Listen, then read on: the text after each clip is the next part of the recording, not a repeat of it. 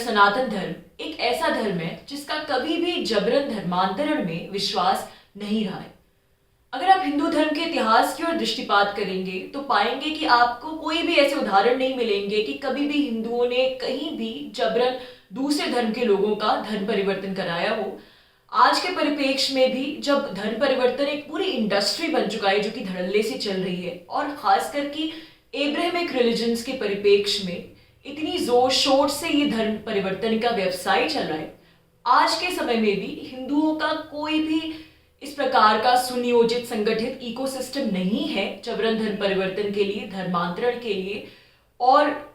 किसी भी प्रकार की कोई भी आपको इस प्रकार की मिशनरी एक्टिविटीज हिंदुओं के बीच में कम से कम धर्म परिवर्तन के लिए देखने को नहीं मिलेगी।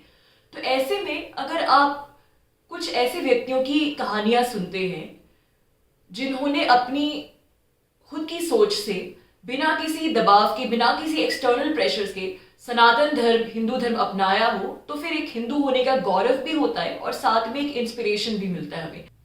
नमस्कार दोस्तों, इंडिया स्पीक्स डेली के आज के कार्यक्रम में आपका बहुत बहुत स्वागत है और मैं हूं आपके साथ रति अग्निहोत्री। आज मैं आपको एक ऐसी कहानी के बारे में बताने जा रही हूं, या फिर यूं कहिए कि एक पुस्तक के बारे में बातचीत करेंगे, और उस पुस्तक का नाम है how I became a Hindu by David Frawley. मैं हिंदू कैसे बना बाय डेविड फ्राउली। कुछ लोगों ने शायद वो वीडियो देखा भी होगा। मैंने हाल ही में डेविड फ्राउली जी की एक दूसरी पुस्तक व्हाट इज हिंदुइज्म का रिव्यू किया था, और वो रिव्यू मैंने अंग्रेजी में किया था। हालांकि ये पुस्तक भी अंग्रेजी में है, लेकिन मैं इसका हिंदी में रिव्यू करी, उस पुस्तक के बारे में बातचीत करूंगी। तो डेविड फ्राउली, जैसा कि मैंने पहले वीडियो में भी बताया था, सनातन धर्म के एक फॉलोअर है और बाकायदा सनातन धर्म को इन्होंने अपनाया है विधिवत तरीके से। पंडित वामदेव शास्त्री जो है वो इनका सनातनी नाम है, और सनातन धर्म के, वेद के, वेदांत के, वैदिक साइंसेस के, आयुर्वेद के ये प्रकांड विद्वान है, और विश्व भर में इनको इसके लिए रिकग्निशन मिल चुका है। अमेरिका में इंस्टीट्यूट ऑफ वैदिक स्टडीज के नाम से इनका एक इंस्टीट्यूट भी है जिसके फाउंडर है, और इन्होंने तमाम तो किताबें लिखी हैं तमाम सब्जेक्ट्स पर हिंदुइज्म से रिलेटेड, चाहे वो हिंदुइज्म की डेफिनेशन हो या फिर योग, आयुर्वेद, एस्ट्रोलॉजी, वैदिक साइंसेस को लेकर, या फिर आज के समय में जिस प्रकार से लेफ्ट लिबरल फोर्सेस और मिशनरी फोर्सेस जिस प्रकार से मिलकर एक एंटी हिंदू एजेंडा चला रहे हैं, उस पर केंद्रित भी इन्होंने कई किताबें लिखी हैं। लेकिन आज जिस किताब पर हम चर्चा करेंगे, ये किताब कुछ खास है, और खास इसीलिए है क्योंकि इसमें डेविड फ्राउली खुद की लाइफ जर्नी के बारे में बता रहे हैं। उनकी खुद की कहानी है, ऑटोबायोग्राफी है कि एक रोमन कैथोलिक परिवार में पला बड़ा इंसान, एक व्यक्ति जिसका जन्म एक बहुत ही conservative Roman Catholic Christian family में हुआ, भला वो हिंदू किस प्रकार से बना। और ये कहानी इसलिए भी ज्यादा दिलचस्प है क्योंकि डेविड फ्राउली की हिंदू बनने की जो कहानी है वो एक कोई सीधी सादी कहानी नहीं है कि उन्हें कोई देजावू हुआ या उनकी किसी गुरु से भेंट हुई और एकदम से उन्हें लगा कि मुझे हिंदू बनना चाहिए। ये इस प्रकार की कहानी नहीं है, बल्कि ये एक सेल्फ रियलाइजेशन की कहानी है कि किस प्रकार से एक व्यक्ति जो कि बचपन से लेकर जैसे जैसे वो व्यक्ति बड़ा होता गया, और एक उसके अंदर ज्ञान की उत्कंठा बढ़ती गई, और जैसे जैसे ज्ञान की उत्कंठा बढ़ती गई वैसे वैसे अध्यात्म से संबंधित भावनाओं का भी उसके हृदय में उदय हुआ, और किस प्रकार से वो अपने खुद के मस्तिष्क से, अपनी खुद की कॉन्शियसनेस से जुड़ना चाहता था, और कॉन्शियसनेस से जुड़ने की यही उत्कंठा उसे फिर धीरे धीरे हिंदू धर्म की तरफ ले गई। हिंदू धर्म की तरफ वो व्यक्ति आकर्षित हुआ, और कैसे विभिन्न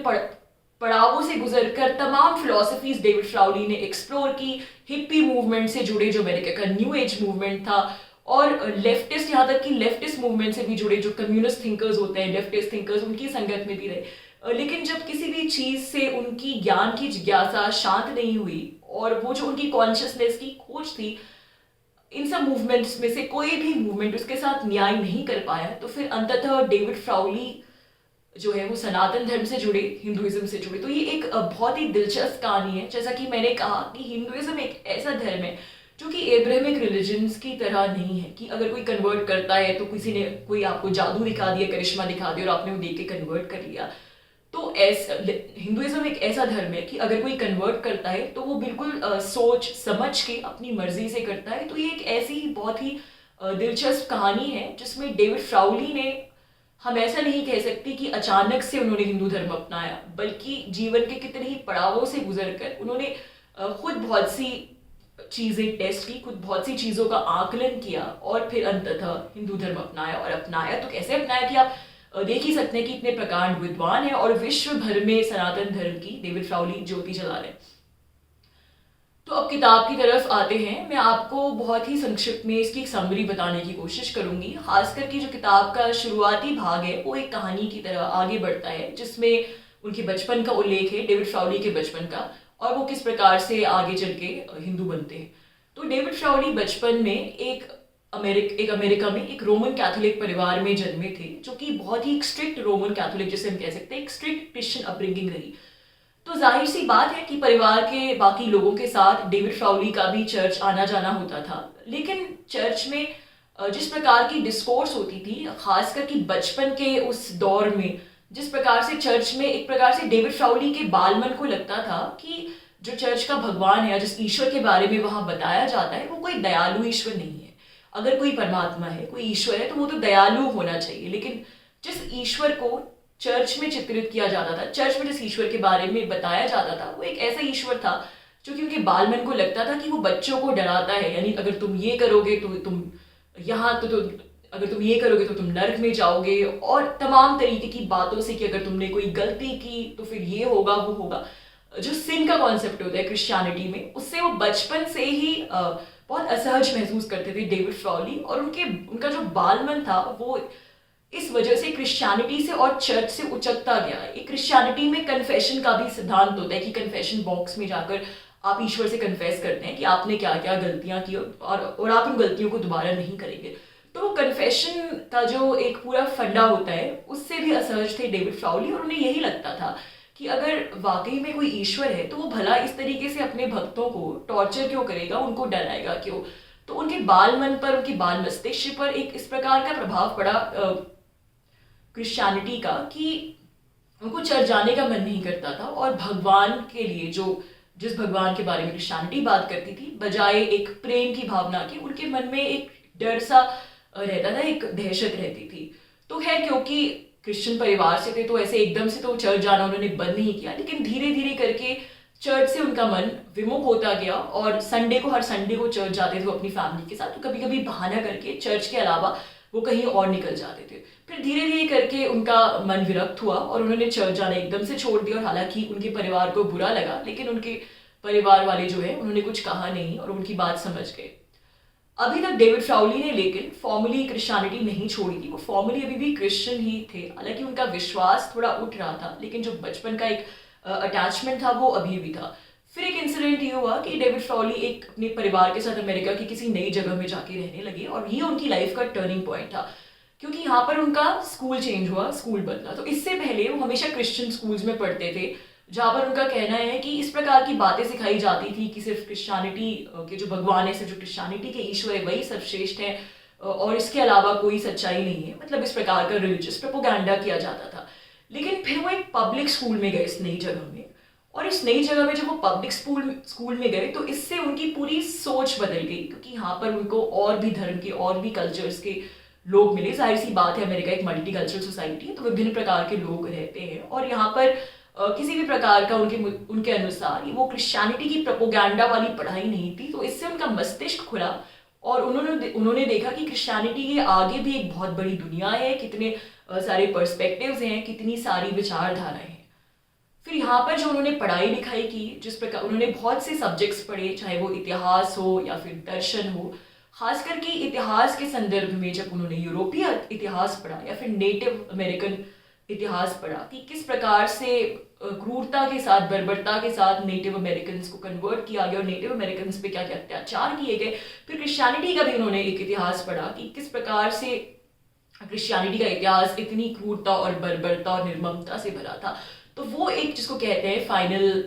पॉइंट था, और तब उनका मन जो है वो क्रिश्चियनिटी से बिल्कुल उचट गया और उन्होंने अपने आप को मेंटली जो है वो एक तरीके से क्रिश्चियनिटी से बिल्कुल अलग कर लिया। ज्ञान की उत्कंठा तो डेविड फ्राउली में थी, तो जैसे वो बड़े हुए और एक टीनेजर बने, उन्होंने कॉलेज वगैरह जाना शुरू किया होगा, तो उनकी ज्ञान की उत्कंठा और बढ़ती गई और एक इस प्रकार का कोई किताबी ज्ञान नहीं बल्कि एक स्पिरिचुअल ज्ञान की उनमें हमेशा से उत्कंठा थी। तो इसकी तलाश में वो हिप्पी, अमेरिका के हिप्पी मूवमेंट से भी जुड़े। उस समय न्यू एज मूवमेंट अमेरिका में अपनी चरम सीमा पर था, तो हिप्पी मूवमेंट पर जुड़े, जहाँ पे नई नई विचारधारा, उन्होंने तमाम फिलोसफर्स के बारे में पढ़ा, खासकर कि बहुत से यूरोपियन फिलोसफर्स की राइटिंग्स भी पढ़ी। फिर जैसा कि मैंने शुरुआत में भी कहा था, जब इससे भी उनकी ज्ञान की उत्कंठा शांत नहीं हुई, उन्हें लगा कि नहीं, इसमें तो कुछ मिसिंग है। तो फिर उन्होंने कम्युनिज्म के बारे में भी स्टडी की और मतलब कम्युनिस्ट लोगों से भी तमाम जुड़े कि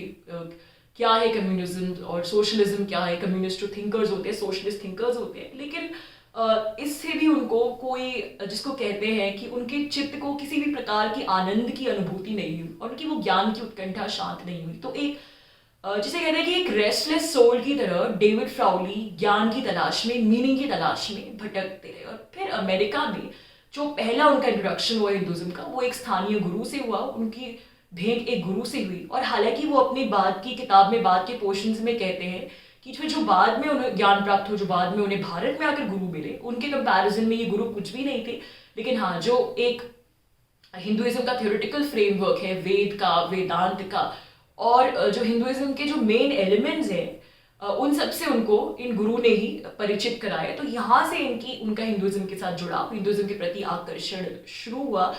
और फिर उन्होंने खुद ही स्वाध्याय करके, अपनी खुद की पढ़ाई करके वेद पढ़े, वेदांत पढ़ा और हिंदुइज्म के तमाम टेक्स्ट्स पढ़े। और बहुत से फिलोसफर्स के उन्होंने नाम दिए, हिंदू थिंकर्स के नाम दिए हैं, जिनकी राइटिंग से वो सबसे ज़्यादा प्रभावित हैं। और इन सब डिटेल्स में बहरहाल यहाँ इतना ज़्यादा नहीं जाऊंगी, जो कि फिलोसफिकल पोर्शंस है किताब के, क्योंकि मेरा ज्ञान अभी सीमित है, तो वो आप किताब में पढ़ सकते हैं। लेकिन हाँ, जो मैं उनकी जो पूरी बायोग्राफी है, जो लाइफ ट्रैजेक्टरी है कि किस प्रकार वो हिंदुइज्म से जुड़े, उसे बताने की मैं आपको पूरी कोशिश कर रही हूँ। तो यहाँ से उनका सफर शुरू हुआ। और अंग्रेजी में तो पढ़े उन्होंने वेद वगैरह, लेकिन संस्कृत में भी पढ़े। मतलब आप सोच सकते हैं कि किस प्रकार की उनकी ज्ञान की उत्कंठा थी कि उन्होंने खुद को संस्कृत में ट्रेन किया और बाकायदा हिंदू धर्म से संबंधित, चाहे वो वेद हो, वेदांत हो, या फिर आयुर्वेद के टेक्स्ट हों, तमाम तरीके की चीजें हिंदू धर्म से संबंधित उन्होंने टेक्स्ट पढ़े। तो ये बात अपने आप में ही इतनी रिमार्केबल है। और आप खुद सोचिए कि एक व्यक्ति, एक अंग्रेज व्यक्ति जो कि किसी दूसरे कल्चर से बिलोंग करता है, वो इतना आउट ऑफ वे जाकर हिंदुइज्म के बारे में, सनातन धर्म के बारे में रिसर्च करता है, पढ़ाई करता है। और अगर अपनी खुद के जीवन में झांक कर देखें तो क्या डेविड फ्राउली जो जानते हैं हिंदू धर्म के बारे में, क्या उसका 2-3% भी जानते हैं? तो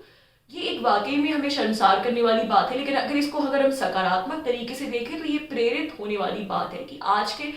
समय में जब हम खुद अपने धर्म से विमुख हो रहे हैं, अपनी संस्कृति से विमुख हो रहे हैं, तो ऐसे में इस प्रकार के लोग प्रेरणा के स्रोत हैं। इसीलिए किताब सबको पढ़नी चाहिए, सभी हिंदुओं को, लेकिन विशेषकर कि उन हिंदुओं को जरूर पढ़नी चाहिए जिन्हें अपनी खुद की ही संस्कृति पर, खुद के ही कल्चर पर, सनातन संस्कृति पर शर्म आती है और उनको लगता है कि हिंदुइज्म एक बैकवर्ड रिलीजन है, हिंदुइज्म एक दकियानूसी रिलीजन है। तो ऐसे लोगों को तो ये पुस्तक जरूर पढ़नी चाहिए। तो बहरहाल डेविड फ्राउली की लाइफ जर्नी के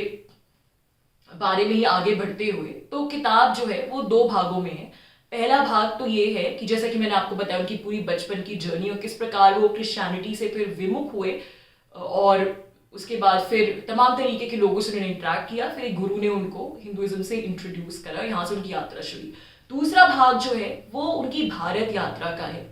कि जाहिर सी बात है कि वो अमेरिका में ये सब खुद पढ़ रहे थे और अमेरिका में जिस प्रकार का जो हिंदुइज्म का, हिंदुत्व का जो एक स्ट्रॉन्ग कल्चर था, उससे वो जुड़ रहे थे। लेकिन कहीं ना कहीं उन्हें लगता था कि बिना भारत आए और भारत की धरती पर जो भारत के महान गुरु हैं उनसे हिंदुइज्म के बारे में कुछ सीखे बिना उनकी शिक्षा बिल्कुल अधूरी है। तो डेविड फ्राउली भारत आए और दूसरा भाग हमें इस बारे में बताता है कि किस प्रकार से वो भारत की धरती पर आए और यहाँ पे उन्होंने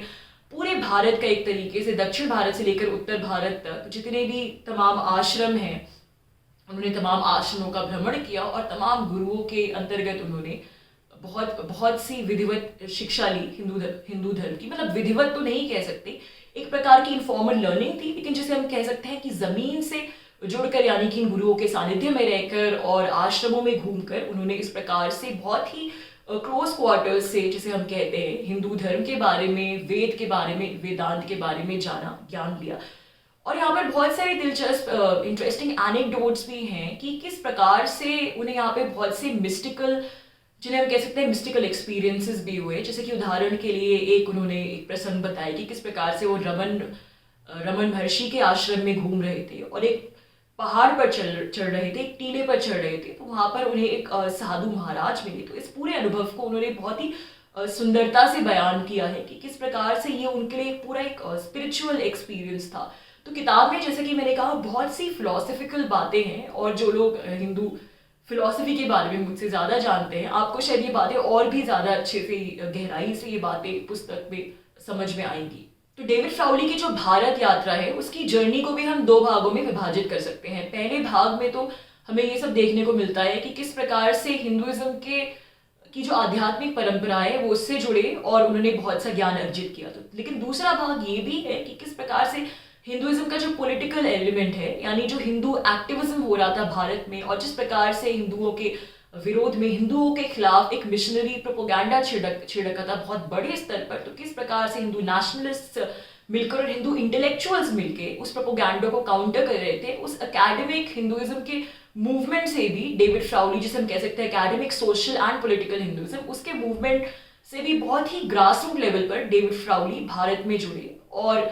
किस प्रकार से उन्होंने तमाम जो ऑर्गेनाइजेशन है भारत में, चाहे वो भारतीय जनता पार्टी हो या फिर आरएसएस हो या हिंदू महासभा हो, इनके साथ जुड़े, इनके लीडर्स के साथ में और ग्रास रूट लेवल पर मिलकर इनके साथ काम किया। और इनकी जो मैगजीन्स हैं, इनके जर्नल्स हैं, उन पे बहुत सारे आर्टिकल्स, बहुत से लेख कंट्रीब्यूट किए, और तमाम फिगर्स का उल्लेख है इस पुस्तक में। सबका नाम तो मैं नहीं लूंगी, जैसे कि सीताराम गोयल जी हैं, और भी तमाम जो एक, जिसे हम कह सकते हैं कि जो पॉलिटिकल हिंदुइज्म के, एकेडमिक हिंदुइज्म के जो ल्यूमिनरीज हैं, उनकी पूरी कहानी है कि किस प्रकार से डेविड फ्राउली उनसे मिले, और जो उनकी हिंदुइज्म को लेकर कि जो हिंदुइज्म का एक एकेडमिक एंगल है कि किस प्रकार से मिशनरी प्रोपोगंडा को काउंटर करना है, फिर उसमें भी उन्होंने एक पत्रकार की तरह एक महत्वपूर्ण भूमिका निभाई। तो डेविड फ्राउली का जो भारत में जीवन था, जब वो भारत में रहे थे, तो एक तो उन्होंने अध्यात्म से संबंधित ज्ञान अर्जित किया, लेकिन दूसरी तरफ सनातन धर्म के वो एक क्षत्रिय योद्धा भी बने कि सनातन धर्म के विरुद्ध जो प्रोपोगंडा छिड़ा था पूरे विश्व में, उन्होंने उसके विरोध में भी आवाज उठाई। बहुत से इंटरेस्टिंग इसमें एनेक्डोट्स हैं, बहुत सी बातों का उन्होंने उल्लेख किया है। जैसे कि उदाहरण के लिए, एक बार किसी हिंदू संगठन ने उन्हें आर्च बिशप ऑफ हैदराबाद के साथ एक डायलॉग करने के लिए उनका चयन किया कि वो पूरे जो हिंदू कम्युनिटी है उसका उन्होंने प्रतिनिधित्व किया, और कन्वर्जन को लेकर, जो क्रिश्चियन कन्वर्जन हो रहे थे सोसाइटी में, उसको लेकर उन्होंने आर्च बिशप ऑफ हैदराबाद के साथ, जिसको हम कह सकते हैं बाकायदा एक शास्त्रार्थ किया। तो आप सोच सकते हैं कि एक तरफ तो एक इतनी अजीब बात है कि इतने बड़े देश में, जहाँ पर इतनी बड़ी संख्या में हिंदू रहते हैं, एक व्यक्ति को जो कि किसी दूसरे देश से था, उसको आना पड़ा हिंदुइज्म के बारे में एक डायलॉग करने के लिए, और धर्मांतरण के विरोध में एक डायलॉग करने के लिए हिंदुइज्म का प्रतिनिधि उसे बनना पड़ा। तो ये जाहिर सी बात है, उनके लिए तो अच्छी बात है, लेकिन हमारे लिए एक फिर से एक बहुत शर्म की बात है कि हिंदू जो है वो अपनी संस्कृति से, अपनी धर्म से किस हद तक कट चुके थे, और आज भी किस हद तक कटे हुए। तो जो भारत में क्रिश्चियन कन्वर्जन्स का मुद्दा है और जो मिशनरी प्रोपोगंडा है, उसको लेकर भी, उसके विरोध में भी डेविड फ्राउली ने खूब खुलकर बोला। और यहाँ पर उनका जो बचपन का कैथोलिक बैकग्राउंड था, उन्होंने उसका भी पूरा उल्लेख किया इंटरव्यूज वगैरह में, और किस प्रकार से कैथोलिसिज्म के जो भी एलिमेंट्स हैं, बिना डरे बड़ी बेबाकी से उनकी आलोचना की एक पब्लिक स्फीयर में, एक सार्वजनिक मंच पर। सबसे महत्वपूर्ण बात जो पुस्तक में ये है, और डेविड फ्राउली जिसका जिक्र खुद करते हैं, वो ये कि डेविड फ्राउली एक इस प्रकार के लेखक हैं जो कि हिंदुइज्म के बारे में जब वो लिखते हैं तो उन्होंने कभी भी किसी अमेरिकी यूनिवर्सिटी से, जो अमेरिकी यूनिवर्सिटीज में इंडोलॉजी डिपार्टमेंट्स होते हैं जो कि हिंदुइज्म पढ़ाते हैं तथाकथित रूप से, उन्होंने कभी भी किसी अमेरिकी यूनिवर्सिटी से, इसके बावजूद कि वो अमेरिकन है, हिंदुइज्म के इन डिपार्टमेंट से शिक्षा ग्रहण नहीं की, क्योंकि उन्हें मालूम था किस प्रकार का प्रोपोगंडा होता है इन डिपार्टमेंट्स में हिंदुओं के विरोध में, और किस प्रकार के स्टीरियोटाइप्स गढ़े जाते हैं। बल्कि उन्होंने हिंदू धर्म के बारे में हिंदू धर्म के गुरुओं से, प्रैक्टिशनर्स से सीखा, और एक बहुत ही जमीन के स्तर पर उनकी लर्निंग रही। जैसा कि मैंने बताया कि किस प्रकार से भारत में घूम घूम कर, कहीं भारत के गुरुओं से, तो कहीं हिंदुइज्म के, पॉलिटिकल हिंदुइज्म के इंटेलेक्चुअल लीडर्स से उन्होंने सनातन धर्म के बारे में सीख ली। तो ये एक विडंबना है। डेविड फ्राउली इस पुस्तक में कहते हैं कि इसके बावजूद भी कि उन्होंने हिंदू धर्म के बारे में प्रैक्टिशनर्स से सीखा सीधे तौर पर, और जो हिंदू धर्म के जितने भी टेक्स्ट हैं वो उन्होंने बाकायदा संस्कृत में पढ़े, जबकि जो इंडोलॉजी डिपार्टमेंट्स में पीएचडी करते हैं या फिर जो हिंदू धर्म के बारे में इस प्रकार की उटपटांग की किताबें लिखते हैं, इन्होंने तो वेद मंत्र संस्कृत में भी नहीं पढ़े, ये सिर्फ अंग्रेजी ट्रांसलेशन पढ़ के बैठ जाते हैं, डेविड फ्राउली का कहना है। लेकिन इसके बावजूद भी ये जो इंडोलॉजी डिपार्टमेंट्स के तथाकथित हिंदुइज्म के ऊपर बोलने वाले इंटेलेक्चुअल्स हैं, इस प्रकार के मठाधीश बनकर बैठे हुए हैं कि इन्होंने डेविड फ्राउली जैसे इंटेलेक्चुअल्स को कभी भी उस प्रकार की मान्यता नहीं दी इंटरनेशनल डिस्कोर्स में, उन्हें स्वीकार नहीं किया। क्यों? क्योंकि डेविड फ्राउली का पर्सपेक्टिव अलग था और उन्होंने खुद भारत की सनातन धर्म की परंपरा से सीखा था। तो ये बताता है कि कितने बायस्ड हैं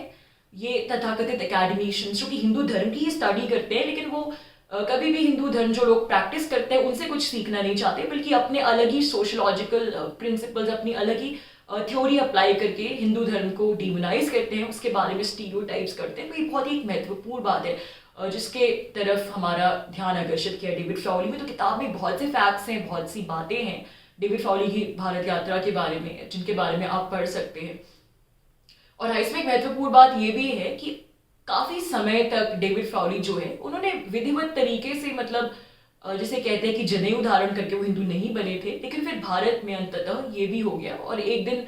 विधिवत तरीके से वो हिंदू बने और पंडित वामदेव शास्त्री उन्होंने अब उनका हिंदू नाम जो है चुना किया। तो जो वामदेव जो नाम है उसका पूरा जो एक माइथोलॉजिकल इतिहास है, हिस्ट्री है, वो भी बहुत सुंदरता से इस किताब में उन्होंने प्रस्तुत किया है। फिर आखिर में ये है कि भारत के बाद फिर किस प्रकार से भारत से तो तार जुड़ी गई, लेकिन फिर डेविड फ्राउली जब अमेरिका वापस गए तो उन्होंने वहाँ पे अमेरिका में जो हिंदुइज्म का, हिंदुत्व का एक बहुत ही स्ट्रॉन्ग मूवमेंट खड़ा हो रहा था और अमेरिका के जो हिंदू हैं वो किस प्रकार से फिर उन्होंने अपनी हिंदू संस्कृति पर गर्व किया और सनातन रूट्स को लेकर जो भी एक्टिविज्म रहा, चाहे वो पॉलिटिकल एक्टिविज्म रहा या फिर आयुर्वेद और योग और तमाम तरीके की फील्ड्स में उस सब एक्टिविज्म को अमेरिका में खड़ा करने के लिए डेविड फ्राउली ने बहुत ही महत्वपूर्ण भूमिका निभाई। बल्कि अमेरिका ही नहीं, इसमें विश्व के बहुत से देशों का जिक्र है जहाँ पे डेविड फ्राउली ने भ्रमण किया और वहाँ की हिंदू डायस्पोरा को उन्होंने देखा कि वो किस प्रकार से अपनी संस्कृति को मानता है, किस प्रकार से सनातन धर्म को मानता है। जैसे कि त्रिनिदाद एंड टबैगो एक जो देश है, त्रिनिदाद एंड टबैगो का यहाँ पे जिक्र है जहाँ पे डेविड फ्राउली गए। तो एक और बहुत महत्वपूर्ण बात जो डेविड फ्राउली ने हाईलाइट किया how I became a Hindu में, वो ये कि उन्होंने अमेरिका में भी देखा और भी दूसरे देशों में जो उन्होंने भ्रमण किया, तो एक बात उन्होंने नोटिस की कि भारत के जो हिंदू हैं वो अपनी परंपरा से काफी विमुख हो गए हैं और भारत के हिंदुओं को हिंदुइज्म पर इतना गर्व नहीं है। लेकिन जो विदेश में हिंदू रहते हैं, जो विदेश में हिंदू डायस्पोरा रहती है, उसको अपनी परंपराओं पे गर्व है और भारत के हिंदुओं के मुकाबले वो कहीं ज्यादा अपनी हिंदू परंपराओं से, अपनी हिंदू हेरिटेज से जुड़ी हुई है। अब इसके पीछे वजह जो भी है, लेकिन ये डेविड फ्राउली का ऑब्जर्वेशन रहा और ये हम देख भी सकते हैं कि जिस प्रकार से हमारे जो त्योहार है, हमारी जो संस्कृति है, जो भारतीय और डायस्पोरा है, वो से पूरी रीति रिवाजों के साथ और बड़े ही गर्व के साथ बढ़ा चढ़ा के मनाती है, दिखाती है। जबकि हमारे यहाँ धीरे धीरे जो हो रहा है वो ये कि लोग जो त्योहार है वो सिर्फ